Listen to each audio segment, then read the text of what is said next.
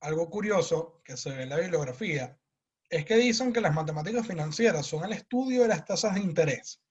Esto es así porque gracias a la tasa de interés es que podemos hacer este traslado en el tiempo para poder determinar un valor actual o un valor futuro. Lo que diferencia, como dice aquí, al presente del futuro, que una cantidad hoy sean $100 y se puede invertir para obtener $110, como saben que el dinero genera más dinero, es gracias a la tasa de interés o de rendimiento. Y esto es algo muy importante aclararlo.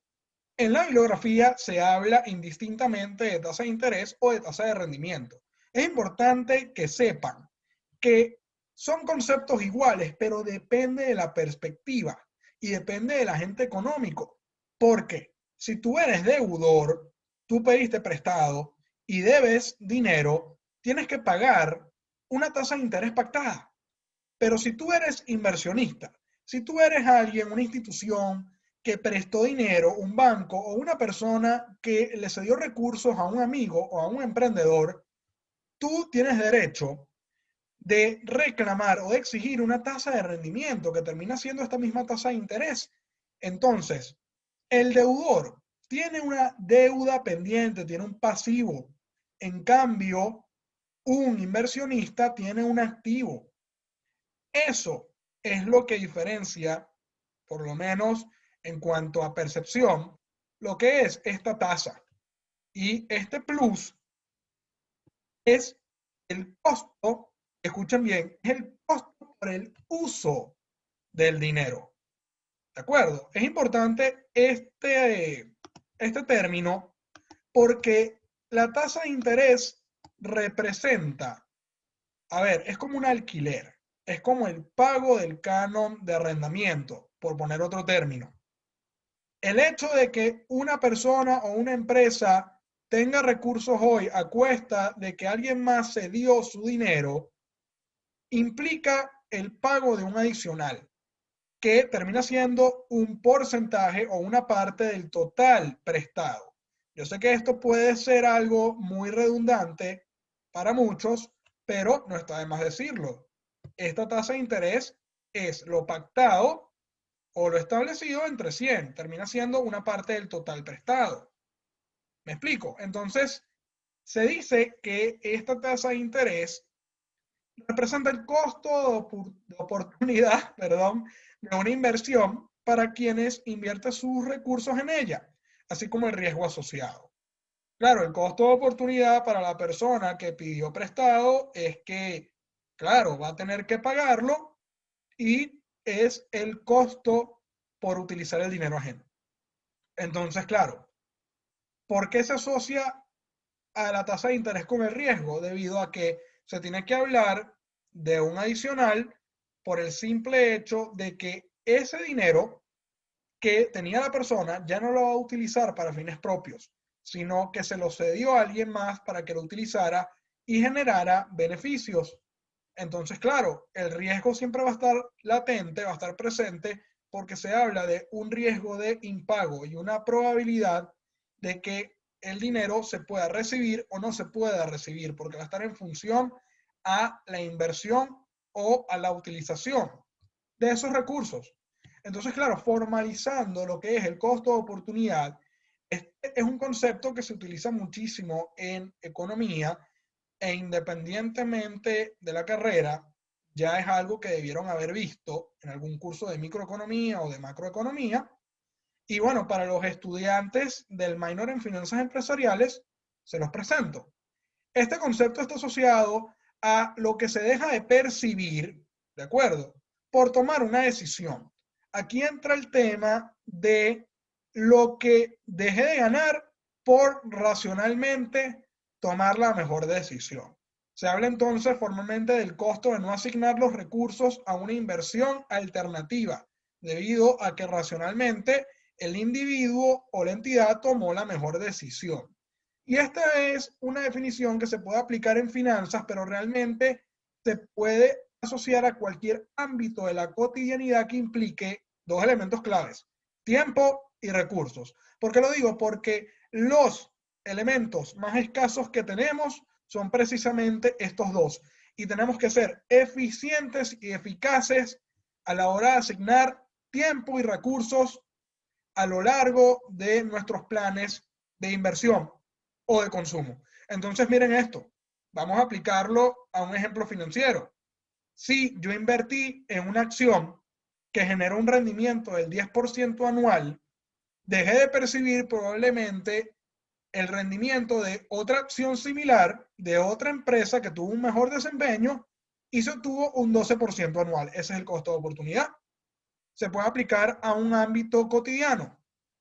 ¿Qué opciones tienen para utilizar su tiempo? Sobre todo en un contexto de cuarentena. Están viendo este video en YouTube porque consideran que es la mejor inversión de su tiempo, pero pudieran estar viendo una serie de Netflix o viendo otro video o estudiando para otra materia. Me explico. Se puede aplicar para decisiones de consumo.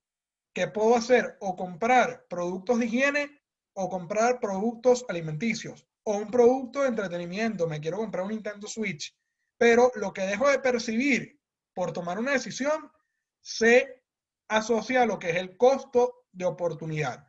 Y hay algo que hay que entender en el ámbito financiero. Toda decisión que se haga en una operación o en una transacción implica un sacrificio, es decir, un costo de oportunidad. Yo dejé de hacer algo con mis recursos por haberlos colocado en algún instrumento financiero, algún emprendimiento, algún negocio. ¿Me expliqué? Por eso está todo muy atado a lo que es la tasa de interés, la tasa de rendimiento y las operaciones financieras. ¿Por qué existe la tasa de interés? Este es un concepto que se aplica desde hace años. En la historia siempre estuvo la figura de el prestamista que vivía de los intereses generados por otorgar fondos, y esto se veía como un acto de usura. En la antigüedad se veía como una actividad que era hasta ambicioso, era algo muy egoísta. Pero bueno, luego se fue formalizando y a medida que se fueron creando las instituciones y las regulaciones en cuanto a las operaciones financieras, podemos decir que hay 4 razones, pueden haber más, pero en términos generales eh, están presentes a la hora de prestar dinero y por qué se espera que un inversionista reciba algo a cambio. Ya lo hemos conversado, pero lo formalizamos aquí. 1. Al prestar dinero se tiene que postergar el consumo, la elección intertemporal, los modelos de ahorro e inversión. Entonces, claro, estamos dejando de hacer algo hoy por postergar eso. Entonces estamos esperando recibir una expectativa, una ganancia acorde por esperar. El costo de esperar es lo que genera el costo de oportunidad. ¿De acuerdo? Ya que si vamos a colocar un dinero en un banco que nos ofrezca una tasa de interés, vamos a recibir esa compensación más adelante. Igual si invertimos en un negocio, igual si le prestamos dinero a alguien más, nos los va a devolver después, se les da un plazo. Ese plazo es lo que genera incertidumbre y es lo que genera riesgo. Se podría invertir ese dinero a una tasa de interés y vamos a formalizar más adelante, y al prestarlo se debería como mínimo recibir ese aporte, como ya lo hablamos, costo de oportunidad. Ceder recursos a un tercero conlleva un riesgo de impago, claro, por lo que se compensa con la tasa de interés recibida.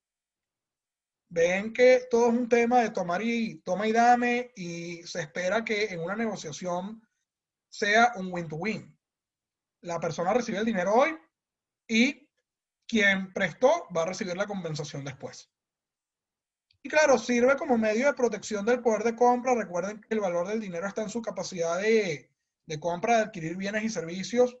Y hay que tomar en cuenta, y claro, ya lo vamos a ver más adelante en la práctica, lo que sería la tasa de inflación y la tasa de devaluación, variables macroeconómicas que impactan en el valor del dinero. Entonces, claro, ya que estamos hablando de todo este tema de prestar, todo este tema de recibir dinero, va a haber un rendimiento acorde asociado a un riesgo, vamos a formalizar las definiciones. Se habla de rendimiento como un ingreso generado por la inversión, como lo hemos hablado.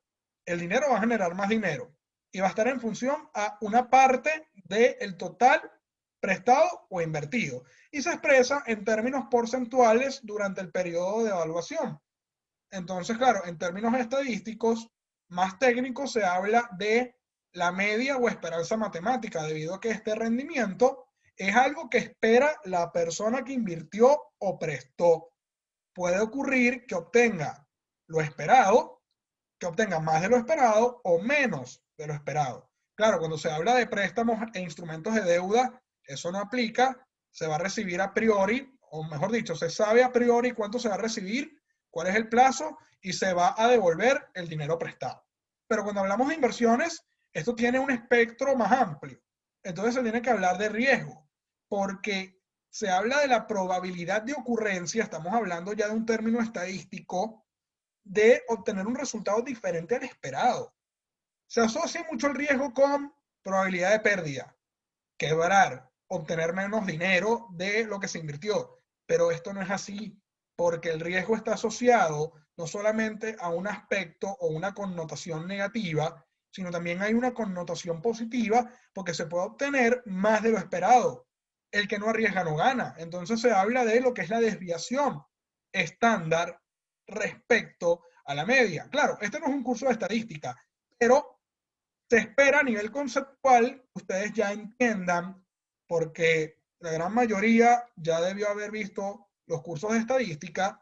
De nuevo, quienes están viendo el minor, les presento estos conceptos, aunque quizás en su carrera de origen ya hayan cubierto esto, pero podemos decir que el rendimiento es la esperanza matemática.